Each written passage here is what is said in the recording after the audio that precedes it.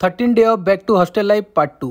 जमती कि fast part रे कही आज खाइबार किछि मिल नथिला तो फाइनाली आमे स्विगी रु ऑर्डर करिथिलु जोटा आसीथिला नयापल्ली एरिया रे थिबा बल्लरी होटल रु। आमे आम ऑर्डर को सीआईडी वालिया ट्रैकिंग करूथुलु। से गेट जाए न होबा जाए आमे आगरु पहुंची जाइथिलु। तांको बिहेवियर भल थिला। आमे आम पार्सल नेकी रूम को आसीथिलु। आज खाइबारे थिला पखाळ भात, आलू भर्ता, बड़ी चूरा, साग, बीन्स आलू भजा, कलरा चिप्स सांग को आंब आचार।